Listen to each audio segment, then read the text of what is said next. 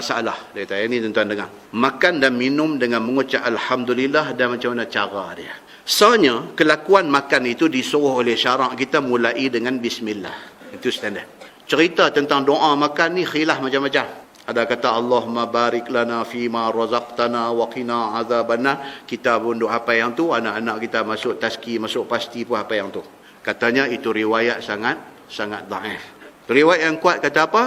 Allahumma barik lana wa at'imna khairan minhu. Itu riwayat lebih kuat. Tapi riwayat yang paling kuat kata apa? Bismillah. Sehingga kan di kalangan ulama hadis ni kata apa? Kalau sebut bismillah saja pun sunnah. Dia kata. Kalau sebut bismillahirrahmanirrahim pun dia. Simple saja. Nak sebut bismillahirrahmanirrahim rasa panjang sangat. Bismillah saja. Sunnah. Dia kata. Macam yang Syekh Idris Al-Marbawi tulis pun macam tu juga, kelakuan makan itu disuruh oleh syarak kita mula dengan bismillah. Cukup, banyak tu pun tak apa dah. Kemudian apabila sudah makan, alhamdulillah. Cantik dah. Very simple. Adapun kelakuan minum yang disuruh syarak itu iaitu 3 kali bismillah dengan 3 kali alhamdulillah. Yang tu paling cantik. Apabila mau engkau mula telan air seteguk, mulakan dengan bismillah. Pegang gelas nak minum, bismillah, minum. Kemudian berhenti dan ucapkan alhamdulillah. Ambil gelas, bismillah, minum, berhenti, alhamdulillah. Dia kata. Serta lari, dengar baik-baik, bukan kita lari. Serta lari, yakni simpangkan air ataupun gelas ataupun cebok itu daripada hadapan hidung kamu. Kalau kita nak minum 3 kali minum, ambil bismillah ataupun bismillahirrahmanirrahim, minum, pelari daripada muka kita, sebut alhamdulillah, minum balik, bismillah, minum, pelari, sebut alhamdulillah. Lepas itu bismillah, minum, pelari, sebut alhamdulillah. Dia kata itu paling cantik kalau buat macam tu. Dia kata pelari daripada hadapan hidung kamu supaya tidak kena hembus, supaya napas kita ni tidak dihembus masuk ke dalam air yang kita duk minum, dalam gelas air yang kita minum tu. Kemudian minum pula. Jangan kita embuih lepas tu kita minum pula, jangan. Kita minum bismillah, minum. Lepas tu lari daripada hidung kita, sebut alhamdulillah. Lepas tu nak minum pula bismillah, minum, pelari, sebut alhamdulillah. Dia kata jangan bismillah minum duk menapas masuk dalam gelas. Jangan, dia kata. Kemudian minum pula serta menghabiskan air itu sepuas dahaga. Kemudian sebutlah alhamdulillah. Baik, apa hal ni yang pihak abang lagu ni?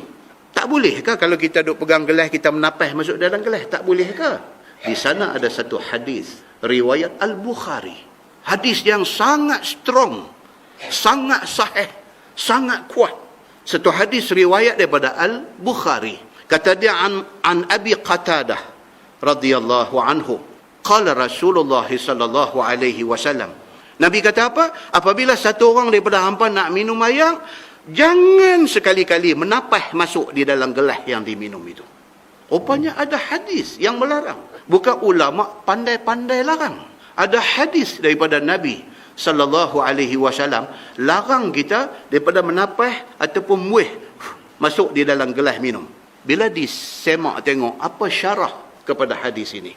Kata Ibnu Qayyim, larangan itu sebab dia boleh mendatangkan bau tak elok. Sekiranya orang yang minum itu mulut dia berbau.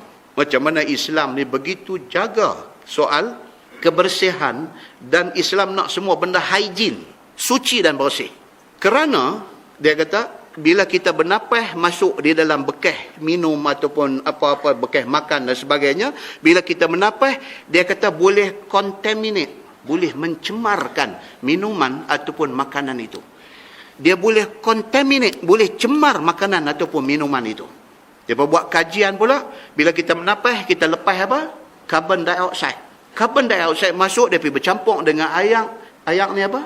H2O. Dia boleh menghasilkan sesuatu yang tidak baik untuk badan manusia. Demikian juga dengan makanan. So, dia kata menapas ni, dia boleh cemarkan minuman dan makanan itu. Dan dia kata lebih-lebih lagi, nak mengelakkan daripada merebak penyakit-penyakit tertentu. Zon kuliah kita pergi buat rakaman virus Zika. Tuan-tuan boleh masuk dalam Facebook Zon kuliah, pergi tengok rakaman tentang seminar penyakit Zika yang duk kata hari ni. Panel ni semua duk bercakap. Ada panel satu ustaz, ada PhD, ada panel doktor-doktor pakar penyakit berjangkit, pakar gynae dan apa semua ni. Dan seminar ni dirasmikan oleh Ketua Pengarah Kesihatan, Datuk Dr. Nur Hisham. Datuk Dr. Nur Hisham tu budak sekolah agama, tuan-tuan. Datuk Dr. Nur Hisham Ketua Pengarah Kesihatan tu, dia budak Kolej Islam Kelang dulu. Dia rasmi seminar ni. Dalam banyak-banyak cakap tu, tuan-tuan, hadis yang kita baca bulan lepas sudah keluar. Hadis yang cerita kata bekas minum ni kena tutup tu. Hadis tu dibawa di dalam forum tentang Zika ni. Tuan-tuan tengok, bila benda tu disebut oleh pakar tentang nak mengelakkan penyakit-penyakit seumpama ni, dan kita yang mengaji ni, tak kata kita tangkap. Nabi SAW 1400 tahun dulu, Nabi dah habaq dah benda ni. Tapi kita tak nampak benda ni. Bila jadi wabak ni lah ni, dia sangkut balik. Maknanya apa, tuan-tuan?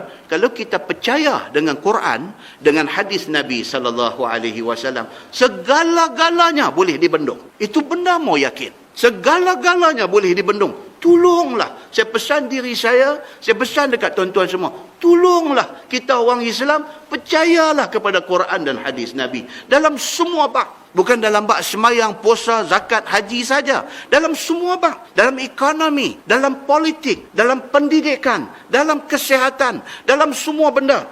Tolonglah kita percaya apa yang Allah habaq dalam Quran dan apa yang Nabi SAW habaq dalam hadis dia. Kita tak mau kita jadi macam hadis Melayu. Hadis Melayu kata apa? Bila terantuk baru tengadah. Kum kata belangak, baru langut tengok. Allah alang ni rendah aku piran. Jangan macam tu. Dah kena dah wabak, penyakit, malapetaka, musibah. Semua dah kena dah. Baru nak cari Islam. Suruh selesai masalah-masalah yang jadi ni. Kenapa tak boleh? Daripada awal kita pergi cari Islam. Islam ni lah sebenarnya yang nak